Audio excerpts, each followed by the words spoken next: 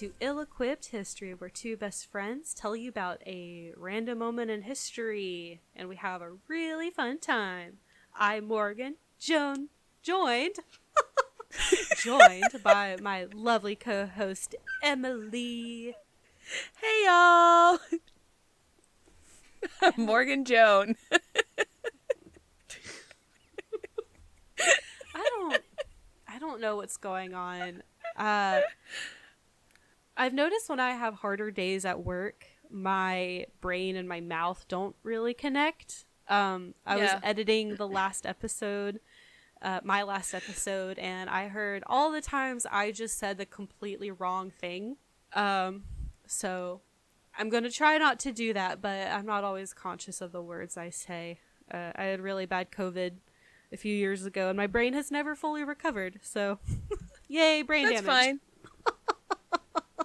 I've been in, how many car accidents is it now? What, 7? like 6? 7? 7 if you count the truck being totaled a couple years ago. I'm pretty sure I've just hit my head enough where, words are just hard now. Words are just hard in general. Yeah, it's like that sometimes. The human brain is so fascinating and also so faulty. Just, honestly. It's impressive how it can be both. I hope everyone had a great Thanksgiving last week. Yeah. Yeah. We are, let's see. It is December? No, it's the last day of November, so tomorrow's December. I had to check my calendar because this is the future. Hey, on the day that this is coming out, Nick and I will be heading to New Orleans. Ooh. So y'all keep an eye out for some real fun stuff about New Orleans. I don't know when, but it's going to happen. So I've got a whole thing planned. Yeah, it's going to be a lot of fun. I will not be joining in on the festivities. No. I will actually, I have a conference I'm helping present at in Pigeon Forge, like that week, like the 4th through the 6th. So nice. I have my own. I won't be able to go on any fun sightseeing things because that's okay. Conference, but conferences are like that. Did I tell you why we're going to New Orleans? No. Nick bought another Jeep in Shreveport, and I figured that if we were in Louisiana anyway, we might as well make it a long weekend and go see Sarah. Might as well. So, yeah, Nick was like, he found it on Marketplace, and I know this. I should tell him no more often, but I can't bring myself to do it. So, here we are. And it's another Jeep. How do you guys fit all the Jeeps? We don't. I park outside. I've been kicked out of my own garage. My own 3-car, not 3-car garage. I mean, it's a 2-door, but like you can fit 3 if you maneuver it right. I don't have a parking spot anymore. Just pole wherever. barn's full. The pole barn's full of boat. I have to move my car at least once if I'm visiting y'all because some vehicle has to be moved and replaced. And I didn't tell you what happened. What happened? Oh my god! So sorry, it's like an epiphany. Okay, so you know how in the front of our house, the listeners don't know this, but our house is situated in like the middle of a split, and there's like a road that's in front of our house that literally like no one ever uses. Yeah, they wouldn't need to. There's no need to. And we have like a triangle of like wooded area in front of our house, and there's like a road right there. So sometimes we park vehicles right there. Like if we have guests coming over, people like to park there so they're not trapped in our driveway or things like that. We use that road all the time. Literally, we have had a trailer sitting in front of our house for months at a time. No one has ever said anything about it, right? Please tell me why Nick has one of our cars parked out there just because of logistics and like something was in the way. So he parked the car out one night in front of the house. At 2:30 in the morning, someone knocks on our door and the dogs are going berserk. Like, yeah, it's 2:30 in the morning. Yeah, Nick thinks it's an intruder, so, he's doing intruder-like responses. It was a cop who was doing patrols in our neighborhood and said we needed to move the car so no one would hit it at 2:30 in the morning. One, our neighborhood is a dead end. There's one way in, one way out. You have to be back there for a reason. I don't know why the heck he was back here. Unless someone called to complain. That's probably what happened. But why make us move the car at 2:30 in the morning? Leave a note, my dude. Why? You woke up my kids. That's really annoying, and I'm very sorry that happened. Thank you. I mean, I was just bamboozled. Like, why? What is happening? Oh, man, that really sucks. Yeah. It's probably not going to stop us from doing whatever. But, like, no. I just think it's really weird that out of all the times... Why 2:30 in the morning? Yeah. It sounds like a busybody at work, honestly. Yeah, Nick said he was really young and kind of acted like he had a chip on his shoulder kind of a thing. So, probably a stickler for the rules. It's like, dude, people park on this road all the time. I don't know... Yeah, there's no ordinances against it. No. Right? I don't think so. And literally nobody ever drives through there. It's not like we're blocking both lanes of traffic. No. Because you're still parking like a little bit on your yard, too. Yeah. And no one would ever need to use that little stretch of road in front of your house because they would use the little triangle to turn left or turn right onto the actual street out of the neighborhood. Yeah. The only reason people would use it if they were like driving or going in a circle. I literally... The only time is when we have, like, a pizza delivery or something and they don't know where the house is. The GPS is kind of weird. And I've watched them, like, do a circle a few times. That's, like, it. Yeah. It's weird. I don't know. So, if you're the cop listening, you can kiss my butt. Okay. Let's get into it, I guess. Let's get into this skit. Yeah. It's the 1970s. Researcher and Professor Philip Zimbardo is in his office at Stanford University. I'm very interested in the effects authority has on people and the mind. I want to design a study that examines this. Sir, didn't Mr. Milgram already do an experiment on authority and obedience? Yes, he did. And it told us so much about how anyone can commit evil acts if they're told to do so. But what if they're given free agency? What does the other side of that authority look like? What are you suggesting, sir? An inherently authoritarian structure, unbalanced power dynamics. I've got it. We'll make a prison. Here at the university, we can get a bird's eye view of how young men react in these different power structures. Will that be safe? These will be young, intelligent college boys. What can really go wrong? Oh. Dun, dun, dun. Everything goes wrong. Oh my God. Man, researchers in the 70s were on a whole different level.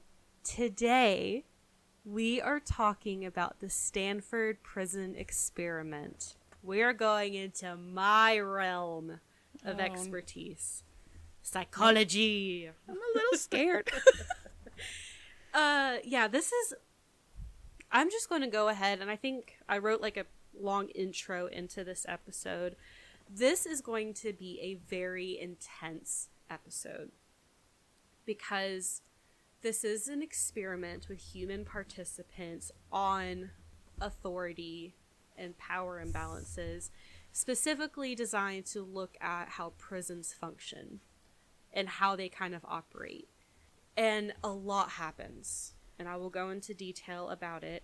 But just so you guys know, if you've never heard of this experiment, and if most people who've taken like psychology in college have heard of this experiment, it is very intense. So let me pull up my notes. I'm already like shaking like in anticipation of this. It's a lot. Oh my god. I'm flipping through these pictures and I'm already shooketh. It's, yeah, the pictures are pretty intense as well. Like I said, if you're a psych major, you know this story. There's a movie about it that was made in 2015. I haven't seen the movie, but I did see the trailer. And from the trailer, it looks like it does capture the intensity of this experiment. So there are several different experiments that occurred in the 20th century that were very important for us to learn about human behavior, the human psyche, but would never, ever, ever be permitted in today's society due to ethical and legal guidelines. This experiment was extremely unethical. It did not start out that way, but it turned that way. And again, I'll go into it, but it gets very, very intense. The participants in this specific study suffered extreme emotional, physical, and psychological distress. The identities of the participants that I'm going to be talking about today, I've left anonymous. I think you can go out and try to find the names of the participants. I watched a documentary that was published in, I think, like the 80s or 90s, and they do name some of the participants, but I'm just going to keep them anonymous. So the prisoners that participated, they have prison numbers, and I will be referring to them as the prison ID numbers. The guards were a little bit more, there's one that stood out and he was given a nickname that I'll go into, but they weren't as distinct as some of the prisoners. Just so you are aware, dear listener and Emileigh, this is not a fun story. This goes into the essential torture of human participants and how not just the participants, but the researchers and those in proximity to the study became complicit in this abuse that was going on. Oh my god. So let's jump in on to the story. The principal researcher, his name is Philip Zimbardo. He was born in 1933 during the Great Depression. He grew up in the South Bronx in a Sicilian family. This is a very interesting tidbit I did not know. So when he was in high school, he became friends with a man named Stanley Milgram. He had his own very famous experiment called the Milgram Obedience Experiment. So this, and Zimbardo actually kind of based his study a little bit off of the Milgram experiment. The documentary I watched even mentions it, and I'll go into it. This is another one that is very highly unethical. It was conducted after World War II. Stanley Milgram wanted to see like why so many people followed Nazi orders. Like what was it about the Nazis that was so compelling where any average Joe would commit these atrocities? So, gotta put on a blanket because I'm shivering because I'm so excited. Not excited is not even the word. It's like the anticipation. Yeah. So in this experiment, he had the participant, the subject of the experiment, and another participant they're known as Confederates, but they are people who act like they're participants, but they're actually in on the study. Okay. So the actual subject, he was placed on one side of like a buzzer board, and the other participant, quote unquote, was put on the other side. He could not see the other participant. So what the subject's task is to list like a series of words for the other participant to memorize. And the Confederate would say the words wrong. And if he got it wrong, the subject had to give the Confederate an electric shock. And over time, the electric shock got more and more intense.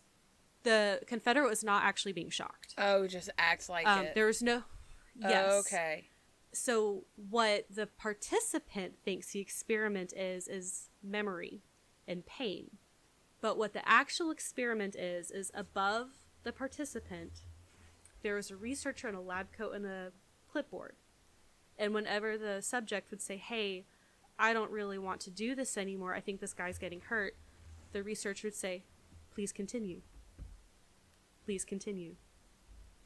Please continue.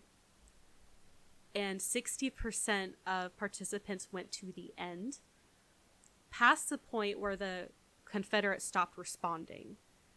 And the subject thought they had killed the other participant. Oh my God. And what the going. Fuck?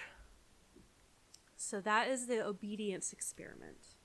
That is so fucked up. And it demonstrated that any person, and these were not people with a history of mental illness, these were not people with psychological problems, these were just regular people presented with an authority figure, and they obeyed that authority, what they perceived to be that authority. 60%. Oh my God. And that is not even what this episode is about. That's just like that experiment. But like I said, Stanley Milgram and Philip Zimbardo were friends in high school.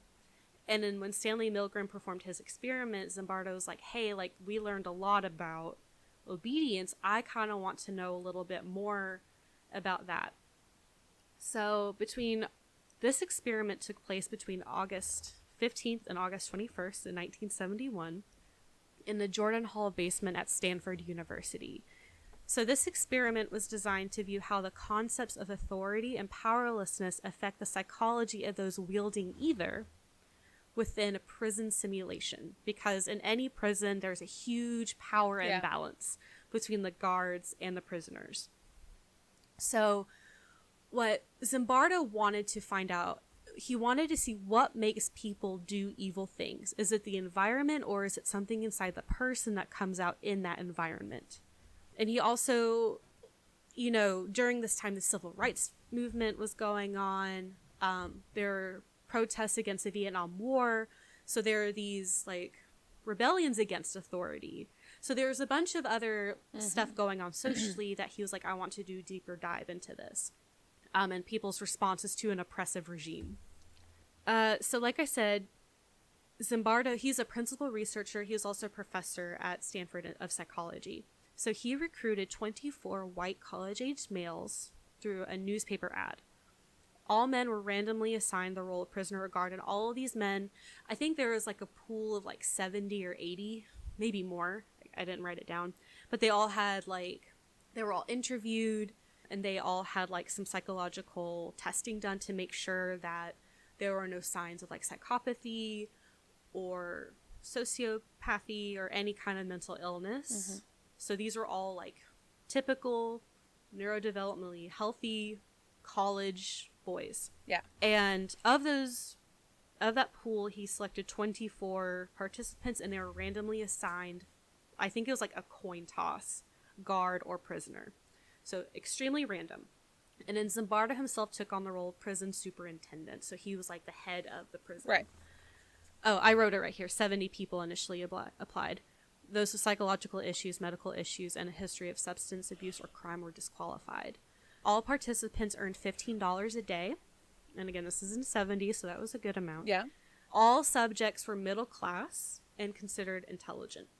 Previous convicts that had served prison time acted as consultants for the experiment because they wanted to kind of replicate prisons as well they could within a basement of a university. So these consultants were brought in, like, this is what the environment looks like. This is what kind of happens when, this is what guards tend to do, stuff like that. It seems as of like right now, it just seems like as of right now, it's not that bad. Everyone's a willing participant. You're just observing people in a dynamic. Yeah. Cool. Right. And everyone knows the point of the experiment. Everyone knows the point is we are looking at how prisons and like authority within prisons, how it functions. Right. So everyone knew they could either be a guard or a prisoner. And they went into it. Yeah. So on the very first day, at the start of the experiment, the prisoners who had been designated by a coin flip were actually arrested by police on the first day. So they're starting out the gate like they're arrested by actual police. Okay. They were blindfolded and taken to the makeshift prison, one at a time, and upon entering were stripped and deloused. So right off the gate, they're going through the very humiliating, dehumanizing process. Like, they're stripped completely naked. They're deloused or, like, sprayed with stuff. Each prisoner was then given a smock with no underwear. Each smock had a unique prison number. And prisoners could only refer to themselves and each other by their ID numbers. They were not allowed to use their names. And each prisoner wore an ankle chain around their ankle. Damn. So we're starting off the bat with, like, the dehumanizing and humiliating processes. Each prisoner also wore rubber sandals and had to wear a nylon stocking cap to imitate their head being shaved. So all of this was designed to be humiliating, and it was a constant reminder of the oppression they faced. And there was an immediate effect. The prisoners already started carrying themselves differently on that first day. They were already, like, slumped and over, wow, heads down, like, moving more slowly. That's wild. Yeah. So the guards did not receive any training on how to conduct themselves with the prisoners. I think Zimbardo was wanting to get a more naturalistic, like, what will these people do when given this authority? What will they do with that power? Yeah. So they were allowed to do whatever they deemed necessary within reason to keep order within the prison. They were not allowed to touch the prisoners. They were not allowed to hit the prisoners. Okay. But whatever else they deemed necessary, they could do. The guards essentially made up their own rules. Their supervisor was an undergraduate student named David Jaffe, and he acted as the warden of the prison. So all the guards wore the same khaki uniforms, had whistles and billy clubs, which they did not use. Okay, good. As far as I could find out. At least at the beginning. And they all wore mirrored sunglasses to further disconnect from the prisoners and provide anonymity. So, like, when the prisoner were looking at the guards, they could only see themselves. They couldn't see their eyes. Yeah. Damn. And Zimbardo wanted the guards to feel powerful. So those who were selected to be prisoners understood that they would undergo some uncomfortable situations, such as lackluster provisions, harassment, and mild civil rights violations. So they did know this going in. Like, you will be treated as prisoners in a prison. At the beginning of the experiment, there were 9 prisoners staying at the jail, with 3 prisoners to one of 3 rooms. So 3 rooms, 3 to a room. And there were also 9 guards that did 8-hour shifts, 3 guards at a time. So they were on a rotation. Okay. While the prisoners stayed full-time. Okay. So it was like the guards were, like, on a job shift almost. And then the remaining 6 participants were on standby to be called in, like, if someone left the experiment. Yeah. So at the very first morning, at 2:30 a.m., the prisoners were woken up and made to stand for a count. And these counts happened every few hours. All throughout the night, all throughout the day. And the count was where the prisoners would line up and say their numbers over and over and over again. This happened multiple times a shift, and this is where the guards started exhibiting their power over the prisoners. And this was very disorienting for the prisoners, because there were no lights and no windows. Well, there were lights, but there were no windows, so they had no idea what day it was, what time it was. All sense of time was starting to get really, really weird. Why would they do that, though? See, like, I looked at a bunch of different things, and I couldn't really figure out why. So there's one guy that's in the documentary, and he was a guard, and he was known as, like, the most cruel guard. And he explained, and I do talk about this at the end, but I'll go and explain it now. He was like, I have a role to fill, and I'm going to act like a guard that I think they want me to act like. But I think it was also, you know, some of the guards are like, oh, like, I can make this person do whatever I want them to, and they can't say no, because I have more power over them. So it was kind of like this exploration of that dynamic of when people have power, what do they do with that power? Yeah. Just being cruel to be cruel. Yeah. And so a frequent punishment that was used was push-ups. The guards would make the prisoners do push-ups for the slightest quote-unquote infraction. If they talked back, if they didn't immediately follow commands, if they just didn't like you that particular time. One guard would step on prisoners' backs or have other prisoners sit or step on the prisoner doing push-ups. I thought they weren't supposed to touch them. Like, hit them. Oh. They could grab them but they couldn't, like, beat them up or anything, like, physically assault them. But they could, like, touch them and grab them and stuff, which happened a lot. And even as time went on, like, that line started to get blurred a little bit with more aggressive behavior. And according to the article I was reading, it's the Stanford Prison Experiment website. And actually, Philip Zimbardo actually wrote the stuff on the website. He's still alive. He's 90 years old. He's still alive. According to the article I was reading, this was a form of punishment in Nazi concentration camps. And there's actually a diagram on the website of a drawing that a prisoner did of Nazis commanding prisoners to do push-ups. And, like, even stepping on their backs to do push-ups. Oh, shit. By day 2, rebellion. Yeah. So on the second day, the prisoners rebelled, removed their caps and their ID numbers, and they barricaded themselves inside their cells with their bed frames. The incoming shift felt they had to fix this problem, and they called so the night shift is still there. The morning shift of the guards come in, and they're like, we have to get the situation under control. So then they call the other 3, like, mid-shift guards to come in as well. So now all 9 guards are here for 9 prisoners. They grabbed fire extinguishers and began using them on the prisoners to get them away from the bed. So they were spraying the fire extinguishers into the rooms to get the prisoners away from the doors. That's chemicals. Mm-hmm. The prisoners were then stripped, and their beds were removed. So all the prisoners were stripped naked, and the beds were literally carried out of the room. And the instigators of the rebellion were forced into solitary confinement. They had a closet that was made into solitary confinement, and the guards began to punish and harass the prisoners even more so. And at this point, the guards realized that all 9 of them couldn't be present all day and all night all the time. So they decided to start using psychological tactics against the prisoners. So the guards made one of the prison cells into a quote-unquote privileged cell. So 3 prisoners who had the least involvement in the uprising were awarded privileges. They got their smocks and beds back. They were allowed to clean themselves and receive special food. And they had to eat that food in front of the other prisoners who were not allowed to eat at all. And about halfway through day 2, the guards put the privileged prisoners into a bad cell and brought 3 more prisoners randomly into the privileged cell. And then the instigators of the rebellion believed the original privileged group were informants. And so that solidarity and trust between the prisoners started to dissolve. And one of the consultants said this is an actual tactic used in real prisons to pit different groups of prisoners against each other. And that's why, like, prisons have different gangs. Oh my God. We're still on day 2. How many days? This study is supposed to last for 2 weeks. Oh shit. And we're on day 2. So with this rebellion, the guards actually became closer together because they're like, it's us against them. Yeah. And so a shift in the experiment started to happen. To the guards, this was real life. This was survival. And these people, the prisoners, were actually bad people who deserved punishment.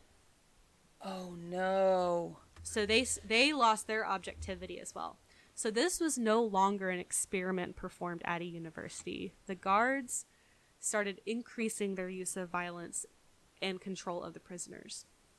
And this whole time, the researchers are just like, this is interesting. They're not doing anything to intervene. So the guards started controlling opportunities to go to the restroom at this point. And after 10 p.m., the prisoners would have to use a bucket in the room that the guards wouldn't allow them to clean. So now, like, human excrement, and these rooms are not very big. They're barely big enough for 3 beds. Oh my God. And now they have a bucket of excrement that they can't clean, just sitting there, with 3 different people using. Incredibly humiliating.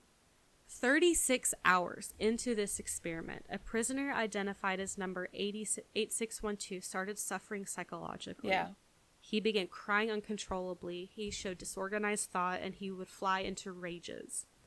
And I think in the documentary, 8612 was a ringleader in the rebellion. So he got pretty harsh treatment after the rebellion. But then 36 hours, he started having severe psychological distress. Even the runners of the experiment noted that they began to fall into the mindset of a prison. And Zimbardo said himself, he was like, I think he's being manipulative because he wants to get out. Mind you, anyone in this experiment can leave at any time. But even Zimbardo himself, he's like, he's just trying to get out of here. He is trying to get out of here. Let him go. Yeah. Zimbardo offered to make him a snitch so he would stay in exchange for better treatment by the guards. So he was like, hey, if you like give us information, we'll like make sure you're treated better. And again, like Zimbardo's not thinking as a researcher or experimenter at this time. He is thinking as a prison superintendent. And one of the consultants helping out called 8612 weak. And 8612 told the other prisoners there was no way for them to escape. He's like, we're stuck in here forever. And if you watch the documentary, they have like audio recordings, and he is hysterical. He is screaming, he's crying, he's begging to be released. He really started losing his grip on reality. Finally, the researchers realized he was in a really, really bad place mentally, and he was removed from the experiment. Oh, thank God. So then a rumor started going around that 8612 would be back and like for a prison escape and release. And this was on the same day that visitors were allowed to come into the prison. So I'm going to try to talk about these in a way that makes sense, but both of these things are happening kind of at the same time. So family and friends of the prisoners were allowed to visit for 1 hour. The researchers manipulated the environment to seem better than what the prisoners were actually living for 3 days. They washed all the cells, allowed the prisoners to clean themselves, they're all given a big meal, music was playing on the intercom, so the loved ones wouldn't be like, wow, this is criminal, like this is an actual prison. Yeah. So the visitors themselves were also given rules. Before registering, visitors had to wait 30 minutes before even being allowed to go in. Before going in, parents had to discuss what was going on with their son with the warden. Only 2 people could see a prisoner for 10 minutes. So, but it wasn't like you get 10 minutes and you get 10 minutes. Only 2 people could be allowed to go see the prisoner for only 10 minutes. What the fuck? It was originally supposed to be for an hour, but they only got 10 minutes with each of the prisoners. A guard had to stand watch over the entire visit, and all of the visitors complied with the rules. Some of the parents were like, this is weird. Yeah. What's going on here? But they all complied. Some parents tried bargaining with the researchers to get their sons better treatment after they saw their son's conditions, and the researchers even manipulated the parents. So this is a quote from Zimbardo. It's a quote, "When one mother told me she had never seen her son looking so bad, I responded by shifting the blame from the situation to her son. What's the matter with your boy? Doesn't he sleep well? Then I asked the father, don't you think your boy can handle this? He bristled. Of course he can. He's a real tough kid, a leader. Turning to the mother, he said, come on, honey. We've wasted enough time already. And to me, see you again at the next visiting time." I don't care if it's my husband that says that. I'm fighting everyone in there. If I think my kid's getting mistreated, someone's getting hit. Yeah. Yeah. So like I said, there was a rumor for this mass escape going on. So after the visiting hours were done, Zimbardo, he started, again, he was acting not as a researcher, but acting as, so like he stated on his website, he said that instead of acting like researchers and seeing how this would play out, they began acting like they were in charge of a prison and how to prevent an escape. So the researchers decided to plant a Confederate prisoner to learn about the details of the escape, and Zimbardo even reached out to the local police department to see if they could transfer the prisoners to their jails. No. The police said no. Of course, thank God. Because they're not actual prisoners. They're college students in an experiment. I feel like I just keep having to say that over and over again. So this is a plan that Zimbardo came up with. This is what they did. After the visits, the researchers took apart the jail. They brought in more guards. They chained the prisoners together, put bags over their heads, and then took them up to a different floor until the time of the planned escape had passed. So Zimbardo was like in the deconstructed jail, and he was waiting for these 8612 and all of his friends to come in and like break all the prisoners out, and Zimbardo would be like, it's over. They all went home. Your escape failed. There was no escape. There was no escape attempt. This was just a rumor. Oh my God. But that was what they did. And then after that, they would bring prisoners back and beef up security. And they even discussed, this did not happen, but they talked about bringing 8612 back and re-imprisoning him as they had let him go under false pretenses. What the fuck? No. So this is another quote from Zimbardo. I was sitting there all alone, waiting anxiously for the intruders to break in, when who should happen along but a college and former Yale graduate student roommate, Gordon Bauer. Gordon had heard we were doing an experiment, and he came to see what was going on. I briefly described what we were up to, and Gordon asked me a very simple question. Say, what's the independent variable in a study? I will explain that in just a second. Okay. To my surprise, I got really angry at him. Here I had a prison break on my hands. The security of my men and the stability of my prison was at stake, and now I had to deal with this bleeding heart liberal academic effete ding-dong who was concerned about the independent variable. It wasn't until much later that I realized how far into my prison role I was at that point, that I was thinking like a prison superintendent rather than a research psychologist. Wow, he got sucked into his own shit. Really. And this Bad. is 3 days. 3 days into the experiment. So for those not familiar with experimental research, like most people, so I just wanted, just so you understand. So an independent variable is a very critical component of an experiment. So the independent variable, it's the piece of a study that influences the dependent variable, or what you measure. So you measure the dependent variable in accordance to the implementation of the independent variable. And this is the example I came up with to try to make it easier to explain. So, for example, you are performing a study on sleep habits. Mm-hmm. You want to see if screen time impacts sleep quality. You have two identical groups that are same in every way, same controlled variables like food, nighttime routine. One group is exposed to 30 minutes of screen time before bed, while the other group sits in silence for 30 minutes. The screen time is an independent variable, and the quality of sleep is a dependent variable. Okay. You're not really performing an experiment if you don't have an independent variable that can influence the outcome of one group compared to a control group. Right. It's the thing that's different. Right. Exactly. Yeah. That's what an experiment is. And at this point, there's no experiment going on. This is very intense role play. There is not anything that the experimenters are in control of that is influencing the study. They are watching something happen in real time. That is not an experiment, that is an observation. Wow. So, turns out, like I said, the rumor of the breakout was just a rumor. This angered the researchers and the guards, and the prisoners were severely punished for this. They were humiliated and essentially tortured for hours on end, with more counts, more push-ups, physical exercise for hours at a time. What did they do?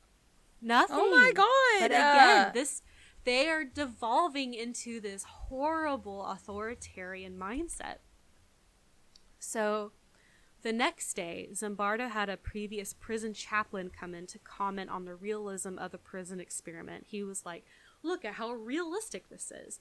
And he noted that half the prisoners introduced themselves by ID number rather than their name. So they're already starting to lose their, depersonalize themselves. So the chaplain offered to get the prisoners legal help to get them out of prison. He was like, I can help you get in contact with a lawyer to get you out of prison. This is not a prison. This is an experiment. So Zimbardo even mentioned how this further blurred the lines between the simulation and reality. Wow. So we're about to cover a really intense moment. How are you feeling so far, Emileigh? This is stressful. It's very stressful. It's very, very intense. So another prisoner given the ID number 819, he also started displaying psychological distress by day 4. He was no longer eating. He was only requesting a doctor, and he started crying hysterically. Mm-hmm. So Zimbardo, as he was taking care of 819, one of the guards made the remaining prisoners chant, "Prisoner 819 is a bad prisoner. Because of what prisoner 819 did, my cell is a mess, Mr. Correctional Officer." And even in a documentary, you can hear all the prisoners say, 819 is a bad prisoner. 819 is a bad prisoner. 819 is a bad prisoner. 819 became extremely upset. He was inconsolable, crying uncontrollably. Zimbardo was trying to remove him from the experiment. 819 said he can't because he couldn't leave. He was not a bad prisoner, and he had to prove that he was not a bad prisoner. So Zimbardo said, quote, "At this point, I said, listen, you are not 819. You are name. And my name is Dr. Zimbardo. I am a psychologist, not a prison superintendent. And this is not a real prison. This is just an experiment, and those are students, not prisoners just like you. Let's go." He stopped crying suddenly, looked up at me like a small child awakened from a nightmare, and replied, "Okay, let's go." End quote. Oh my God. So he left the experiment. And at one point, another prisoner had left the experiment, but I didn't see in the multiple sources that I found, I couldn't find anything about this third prisoner that had left the experiment. Maybe they were just like, I'm tired of this, I'm going to go. So because the study had lost 3 prisoners at this point, a new prisoner, number 416, was a new addition after 819 left. So this is his first time seeing this group. He was not slowly indoctrinated into this power dynamic like the rest of the prisoners. So he was horrified at the treatment that was being done. And he actually went on hunger strikes to try to leave the experiment. He was like, I'm not going to eat until you let me go. The guards threw him in solitary confinement a lot longer than a set upon time. So the researchers said you could only put someone in solitary confinement for up to an hour. He was in there for a lot longer than an hour. Other prisoners were even saying, like, you can't leave. This is a real prison. You can't leave. They won't let you go. The prisoners were then given a choice. They could either give up their blankets and free 416 from solitary, or he would spend the night there and they could keep their blankets. Not one prisoner gave up their blanket. Oh my God. And 416, the guards wanted to keep 416 in solitary all night. The researchers did pull him out of solitary and put him back in a cell. So he was not there all night, but he was in there for a long time. And in the documentary, Zimbardo says they called solitary confinement the hole.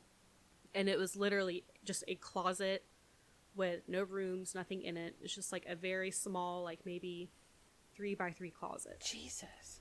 So the next day, I believe this is day 5, prisoners who believed they were eligible for parole were they're all chained up and brought before the, quote, parole board.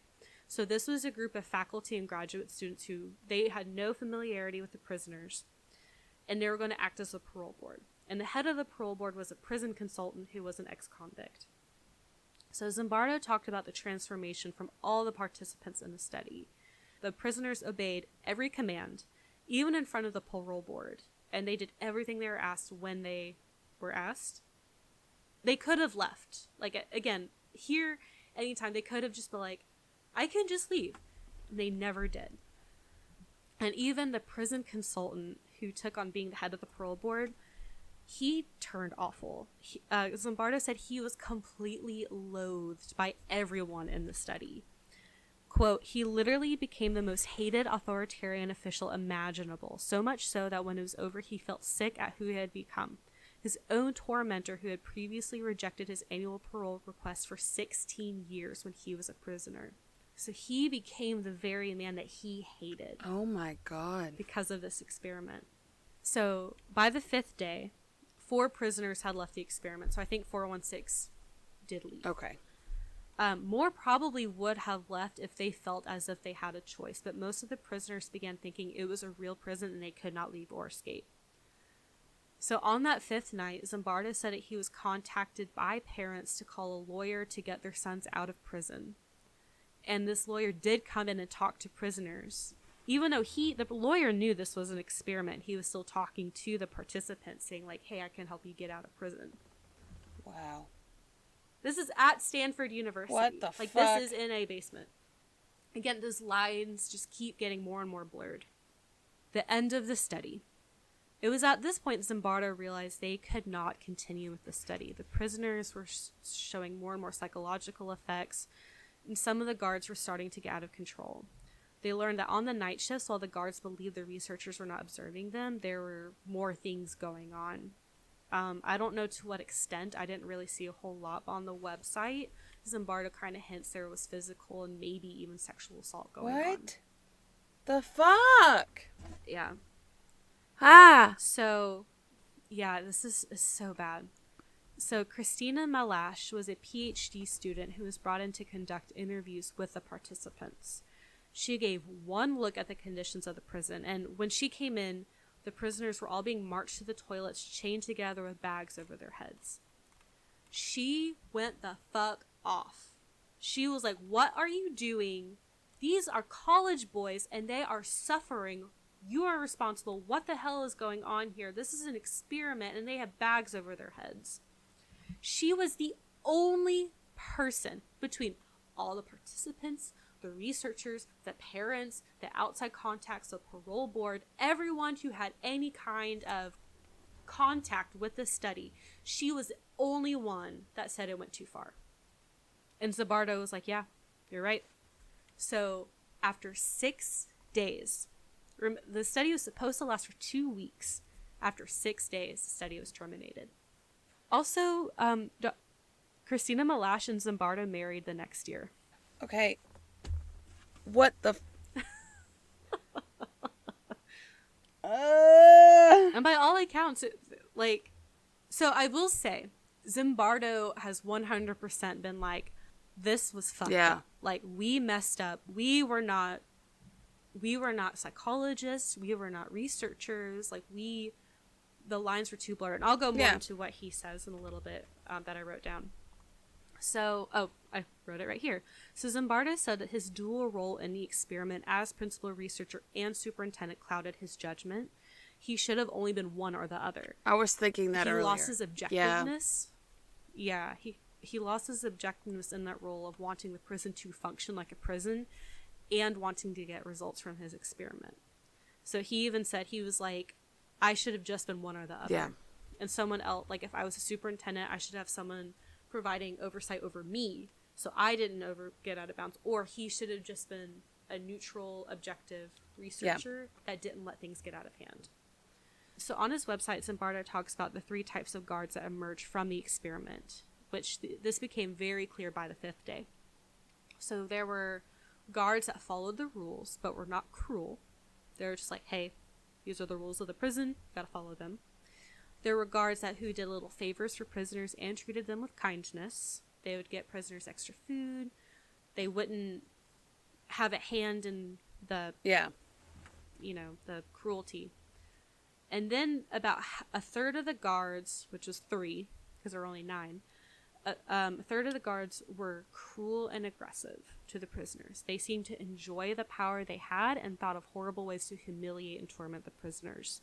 So there was one guard that was especially cruel. He was given the nickname John Wayne. Oh no. But he was actually in the documentary, and he explained some of his reasoning why he behaved the way he did and why he filled the role he did. And it was like, I knew that they wanted a prison guard, and I kind of wanted to play with, acting in a way that I normally wouldn't. But he did say that he was disgusted by the way he acted after the fact, and he did regret how he acted. So, and then there are also behaviors that the prisoners engaged in to cope with the stress of the experiment. So in the beginning, some prisoners fought against the guards, but like we talked about, that was quickly quashed. Mm-hmm. 4 became really psychologically distressed and had to leave. One prisoner, upon hearing that his parole request had been rejected, developed a rash all over his body. Oh my God. The stress was so significant. And other prisoners tried doing everything they were asked, were completely compliant. They were like, I'm just going to be a good prisoner. I'm not going to get in any trouble. And there was no camaraderie or unity among the prisoners. They were all isolated, just trying to survive, and the guards had complete control over every prisoner.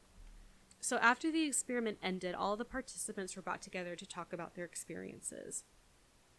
And the prisoners had an opportunity to speak how their treatment impacted them. So in the documentary, number 416 confronted John Wayne about how he was treated. So John Wayne explained he was just fulfilling a role. That wasn't me. That was like, I was just playing a part. He wanted to be a terrifying prison guard for the experiment, so he says. And 416 said, no, he wanted to behave that way. Everyone was fulfilling a role in the experiment, and he chose to be cruel when he didn't have to. Sure. Yeah, and like I said, this participant, the guard, he did regret his actions looking back on the experiment. He was sickened about how he treated the prisoners. And he even said, he's like, that wasn't me. Like, I don't think of myself as a cruel, mean person, but I definitely was in this experiment. The documentary explains how none of the other guards did anything to stop the cruel treatment of the prisoners, even the good guards. So the good guards saw everything that was happening, and not once did they try to stop or say it was going too far. And Zimbardo also stated that throughout the entire study, not a single guard quit, or was late, or left early, or wanted overtime pay. And then the quote-unquote John Wayne, he said the outcome of the experiment showed why people who are being abused or don't always stick up for themselves or leave, they feel really powerless, and that those who are in power become corrupted. Wow. And he experienced that firsthand. So there were several like prison riots that happened after it, not related to the experiment, but just at this moment in time, there were some really severe prison riots that happened, some really significant abuses that were going on. I think there was a prison in the Middle East where there were like American prisoners there, and they were all like tortured. And the experiment itself has gotten a lot of criticisms. One of them being like, okay, you have shown how middle-class white males between the age of like 18 and 24 react in this situation. But they were all like that same demographic. There weren't people younger or older than that. There were no people of color. There were no women in the experiment. So it's hard to generalize this experiment to all people because it was such a narrow population. And then just criticisms of the researchers, of course. But Zimbardo, he continued to teach at Stanford. From what I saw, he didn't develop any more of like these kinds of experiments. I think this was kind of a one and done. But he continued to do research on authority. And I think he used more like naturalistic situations like actual prisons to do more of his research. And he actually... Oh God, there's one picture of, it says John Wayne's sidekick smiling. That man looks happy to be there, holding his stick. I don't like that. Yeah, and like that's kind of what Zimbardo was saying. Like none of them, all the guards wanted to be there. Every guard wanted to be there. They were never late. They never missed a day. They never called out sick. I mean, it was only 6 days, but still. Zimbardo, he wrote a book called The Lucifer Effect, and it's kind of like his thoughts in the summary of the prison experiment. It talks about the different roles that people will fulfill. Like, will they become violent? Will they become submissive? And then there's this prison called the Abu Ghraib Detention Center, and there was a lot of abuses that were going on at this prison, and there was a riot there. But it was just kind of, that was just part of everything. Like, this is kind of how prisons worldwide start falling into these power dynamics. And then, so Zimbardo currently has a project called the Heroic Imagination Project, and it's a nonprofit wanting everyone to kind of be a little hero every day. So he's currently working with former gang members, with people that were in like terroristic groups, and like seeing how people reform themselves, like how they were violent people, but now they're trying to do things that better their community. Zimbardo, like, and I want to say this, like, with all the faults of this experiment, like, Zimbardo was not a bad man. I don't think any of these people are bad people. Again, this is a look at how authority affects your behavior. And again, this is not generalized. This is just specific to this experiment, where people who are like, I'm not a bad person, like I've never done anything violent in my life, when they were given this opportunity to be in power, they did become violent. Whereas if they are not in that position of power, they are not violent. You know what I mean? So, like, does that make a bad person? You know, all these kind of philosophical things. But Zimbardo himself, he is not a bad man. He is not an evil man. I think the experiment really just got away from everyone. I think it did too. But it does seem like he has really tried to work to correct this and has really tried to put a lot of good into the world. He, again, like, he tries to support people who have suffered from these kinds of effects. He has done research on mind control, on cults, because again, it's that power dynamic. So he's done a lot of stuff, and he is still alive. I think he still lives in California. Is he still married to his wife? Yeah, Christina Malash. They married in 1972, and from all accounts, they are still married. Wow. Yeah. It's a long time. And you can look up a lot more about Philip Zimbardo. He's 90. He's lived a very long, full life that I'm not going to cover in this, because this is just about the Stanford Prison Experiment. But if you want more information about the Stanford Prison Experiment, he has a website called prisonexp.org. And this is Zimbardo's website. You can look up the story of the experiment. You can look up, he even has a whole section on, like, criticisms of the study, kind of giving that balanced, look. Like, yes, we have a lot of criticisms, and here are links to all of those criticisms. Cool. And, like, his other works, documentaries. There is a movie that, like I said in the beginning, made in 2015. Maybe if we do the idea Patreon thing where we watch movies, maybe we'll do that one. I would want to watch it first and make sure it's not too intense, because from the trailer is very very intense, and I think they really pulled a lot from that documentary. Oh, and let me mention the documentary. So I found it on YouTube. It's 30 minutes, but it's called the Stanford Prison Experiment documentary. I have a link to it on YouTube, and I think there's a couple other documentaries, but that was wildly fascinating and terrifying. Mm-hmm. I don't even know what to think about it.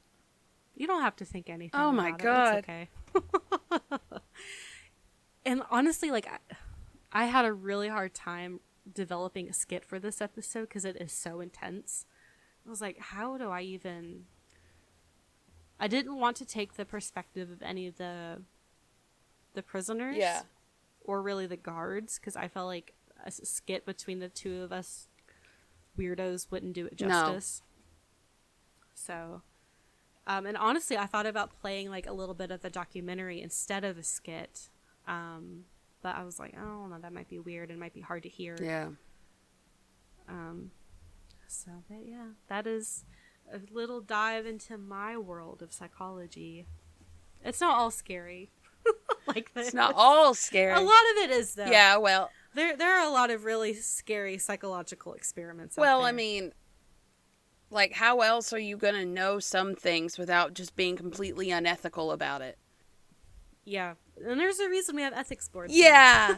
Like, there are some things that, like, we know because somebody was, like, fucked up at one point, and it's like, I'm glad I know that, but also I wish I didn't, because that means you didn't do that thing. Right.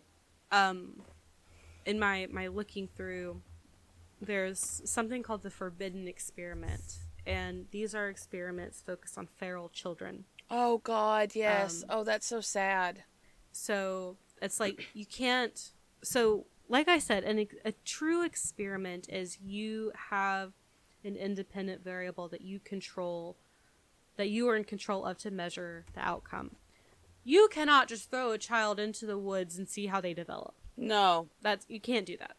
That's why it's a forbidden experiment. Did those things happen? Yeah. Yeah. Or were children just found in the woods after being raised by monkeys or something? Yeah, it's happened.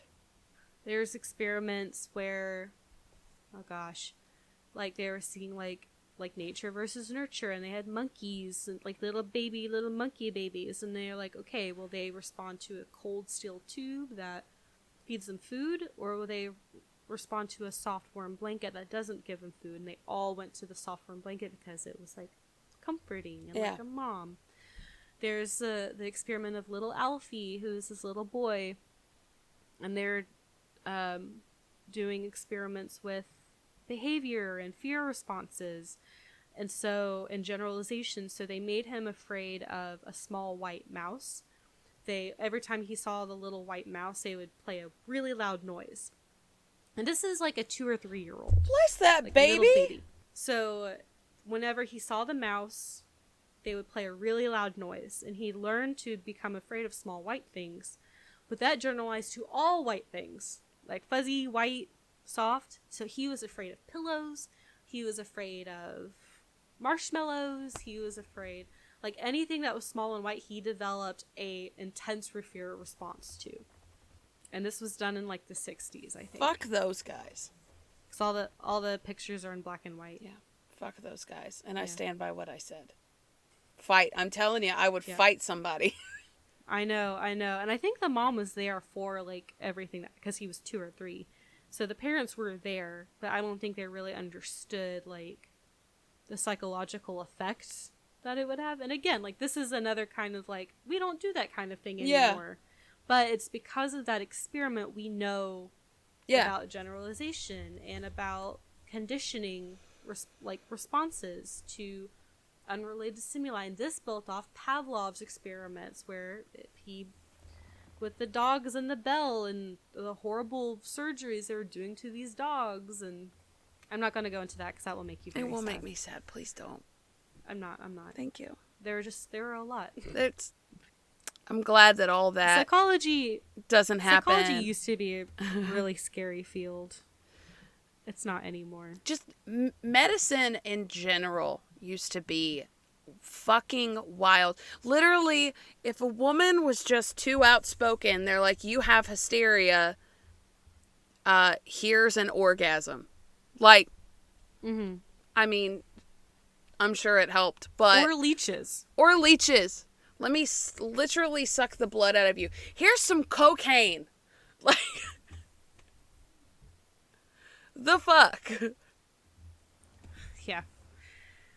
Shit's crazy. So, yeah, that's it. That's the end. I do recommend looking more into it. I couldn't cover every single piece of it. It is a very interesting topic, and it is important for us to know, but I highly recommend checking out the sources I've linked in the show notes.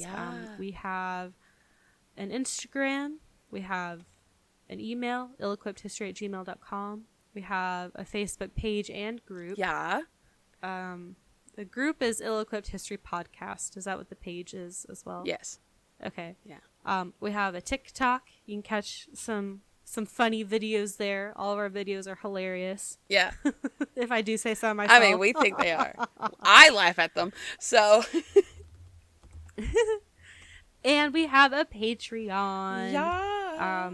And you should donate to it. The $1 tier gives you a shout out and a sticker, and the $5 tier gets you those and access to our monthly bonus episodes, and maybe someday the movie idea that we want to do. Yes. And we talked about it in our bonus episode. Yeah. So check out the Patreon to hear what that is. But do you want to play another clip from the bonus episode? Let's play it. Yeah, we can play another clip. Cool. Let's listen to it now. During this time, the signal corps needed to run a telegraph wire through a 70 foot long pipe that was about 8 inches in diameter. But dirt and soil had sifted through the corrugated sections of the pipe joinings, filling in as much as half of the pipe in areas. So that would only give Smokey about 4 inches in some areas. So they tied... Okay, I'll just tell Wynn has a quote that he said. So, quote, I tied a string tied a string to the wire, to Smokey's collar and ran to the other end of the culvert. Smokey made a few steps in and then ran back. "Come, Smokey," I said sharply, and she started through again. When she was about 10 feet in, the string caught up and she looked over her shoulder as much as to say, "What's holding us up here?" The string loosened from the snag and she came on again. By now the dust was rising from the shuffle of her paws and she crawled through the dirt and mold, and I could no longer see her. I called and pleaded, not knowing for certain whether she was coming or not. At last, about 20 feet away, I saw 2 little amber eyes and heard a faint whimpering sound. At 15 feet away, she broke into a run. We were so happy at Smokey's success that we patted and praised her for a full 5 minutes. Oh, she deserves it. She does, because not only was that very helpful, it was so helpful because this act saved 250 ground crewmen from having to move around and keep operational 40 United States fighters and reconnaissance planes, because it was kind of dangerous to have them out. And while so it prevented them from days worth of work trying to dig this up, to lay this down, to put it back in. What would have taken them days took her minutes. Yeah. Oh. Yeah. Haha, that was funny. Yeah. And there's another bonus episode coming out tomorrow. 1st of December. It is. It'll be fine. It's fine. No, we have a really fun idea. Because we're recording this in the future or the past. I don't know anymore. Well, we're recording in the past for the future. Thank you. You're welcome. It only took us 4 episodes to get that right. So, okay. Us here in the past, we haven't recorded it yet, and you'll hear it tomorrow. But it's a good one. I'm looking forward to it. I have some fun ideas. I haven't thought of shit about it yet, so I will come up with some good ideas. Okay. It's fine. Well, we're going to go so we can go to bed. Don't do experiments about prisons. Don't lose your objectivity in an experiment with human subjects. Yeah, maybe don't do prison experiments on human subjects. Yeah. Yeah. No, don't do that. Don't do that. I would say, limit human experimentation, but I've also done a human experiment, so... it has to be ethical, really of course. Yes. Perform ethical human experiments. Give them informed consent. Always follow the number 1 cardinal rule, do no harm. Yeah. Yeah. And you know what? If the IRB, which is the ethics review board, says no, you gotta change it up. Yeah. Shut her down. Okay. I had to do so much training. Yeah. When I had to design an experiment for my thesis, and I had to have so much training because I was doing a human experiment. Yeah. That sounds a lot more intense. I was teaching a meditation technique to children, and I was measuring the effectiveness of this meditation technique. It's not crazy. And it was all done virtually. So, but I had to do so much training. I had to watch all these videos about ethical practices and human experimentation and what are appropriate and inappropriate behaviors and how to not be a dick, essentially. But it was like 8 hours of videos I had to watch just to even apply for IRB approval for my experiment. Oh my God. So, but it's important and necessary. It is. I'm not complaining about Absolutely. it. Okay. So. Okay, bye. Okay, bye.